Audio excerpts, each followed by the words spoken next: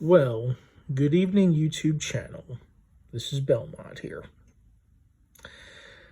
And I will try to speak a little bit louder for our audience member who says he can't quite hear as well as he used to.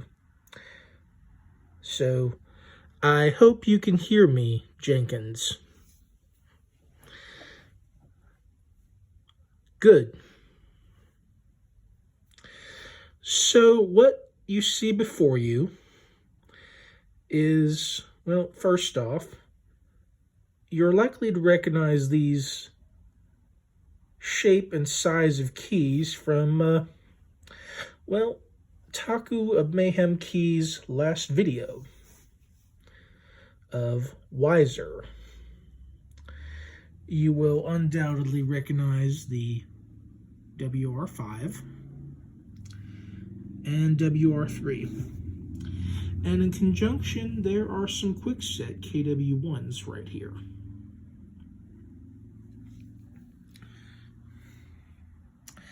These are the completed doors, knobs, well, doorknob handles, and part of the parts that I received. And I was very grateful to the previous owner who gifted these to me. So a great thanks goes out to the previous owner, whose name I will not give on this video, nor the name of the motel. Not for the fact that I don't want to give away my present location, but I have not asked his permission to use his name in a video. So there is that. What you see before you are 3 complete knobs. And here are assorted pieces. I did a rough count before, and I assumed I had 12 locks, but I was mistaken. I have 12 pieces of locks, but I only have 9, well, knobs, handles that have a core or inside of them. That includes 8 Weiser and 1 quickset deadbolt. I do have a fair amount of parts that include about 4 deadbolt locks, as in the sliding portion lock and the normally the latch for Weisers. Now, it's been a while since I put the book in front of me, so I do not know if latch is quite the accurate term, but I would believe the latch is what keeps the door into a locked position. I do not proclaim to be an expert, so I use the knowledge that I have. Also, today I picked these up. I wanted to get in touch with my inner Gambit, since we do talk about locks and lock picking, and we do have a great number of locks in front of us.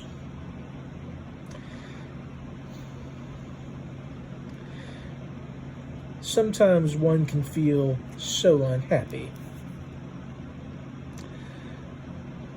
So,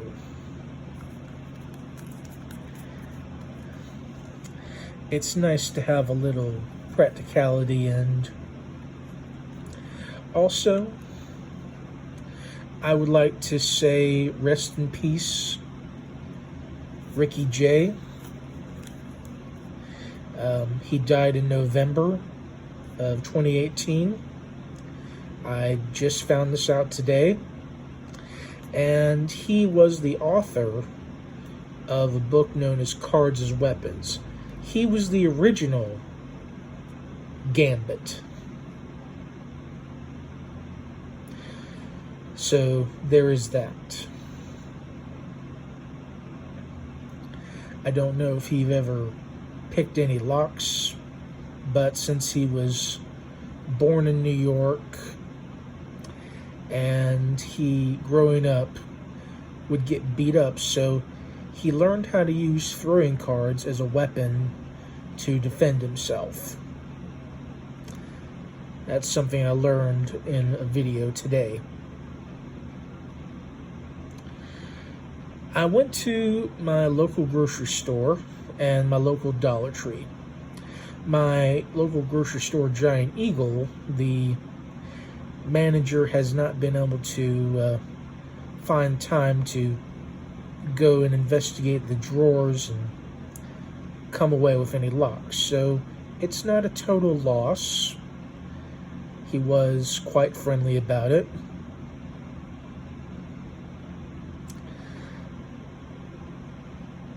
But that's a different story. When he actually does come up with some locks, that'd be just fine with me. I also went looking in my local Dollar Tree for, well, a can of hairspray to go along with my lighters. I do like to build up a small weapons hoard even while I'm here.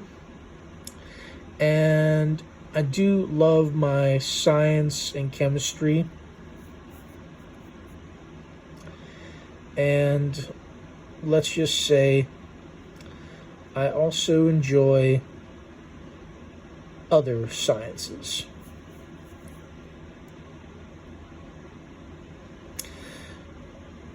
For those who have not watched the movie Fight Club,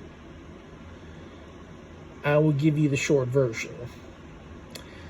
This is oven cleaner, and oven cleaner of this brand contains lye, L-Y-E.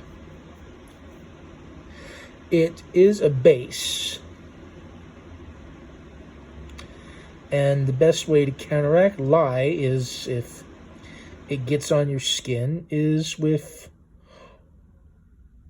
vinegar, according to the movie. But for first aid, they recommend you rinse immediately with water. But sometimes movies do movie magic. But danger contains sodium hydroxide. Keep out of the reach of children. Wear long rubber gloves and eye protection when using this product. Contact will burn skin and eyes. Avoid contact with eyes, nose, skin, and clothing. Harmful if swallowed. Do not breathe spray, mist. Do not take internally. Contains gas under pressure. May explode if heated. So, naturally, I was looking for a good large can of hairspray. Naturally, fire plus an alcohol propellant aerosol equals flamethrower. But an oven cleaner that causes a chemical burn and scarring is also helpful as well.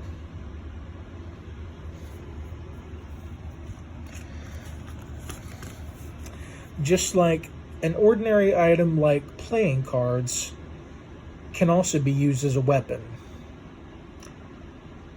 And after this video is uploaded, I will link the video from Scam School where they show you how to throw playing cards and a few ways to excuse me. Well, one way you can take a rubber band and turn yourself into a rubber band gambit to, well, get a successful distance of about 5 or 6 feet to hit a board that is styrofoam covered with aluminum foil. But hey, we all have our unique skills, and this video is also dedicated to the Marvel mutant Gambit, Remy Entrine LeBeau, better known as Gambit.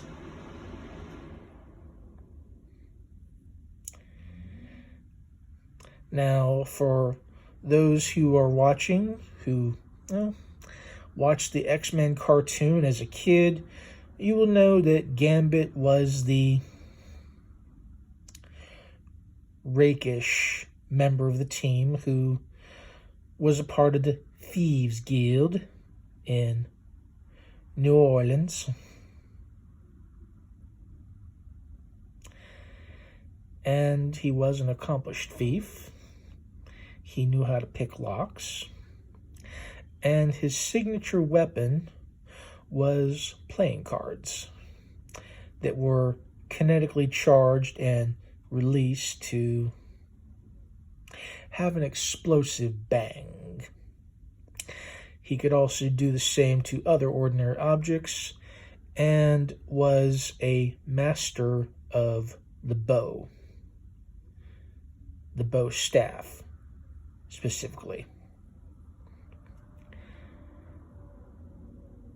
He was very devil-may-care. He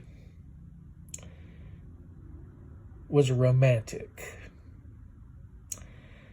And the object of his desire was another Southern belle who was stronger than a tank, and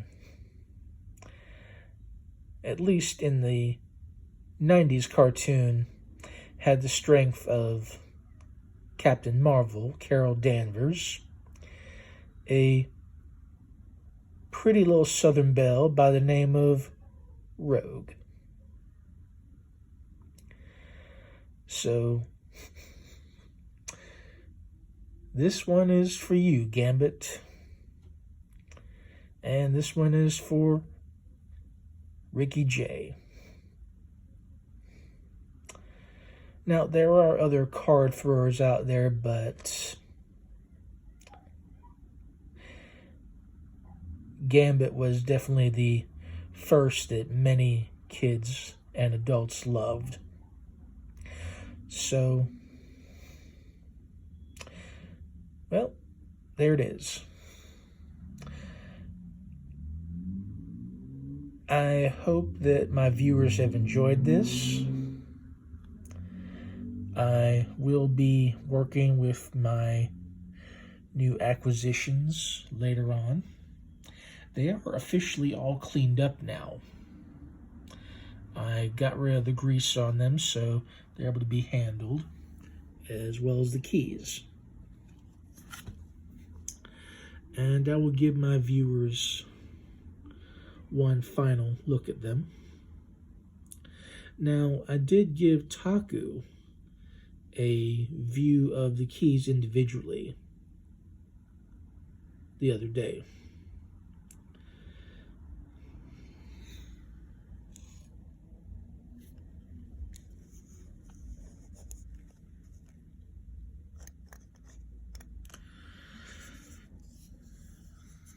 They are put mostly in order,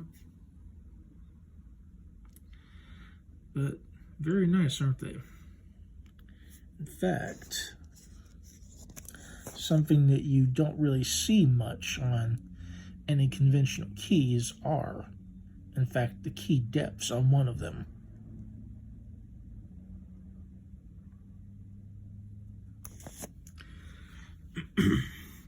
At least that was the consensus that Taku and myself came to. So I hope you've enjoyed the video. I hope everyone can hear me. And stick around.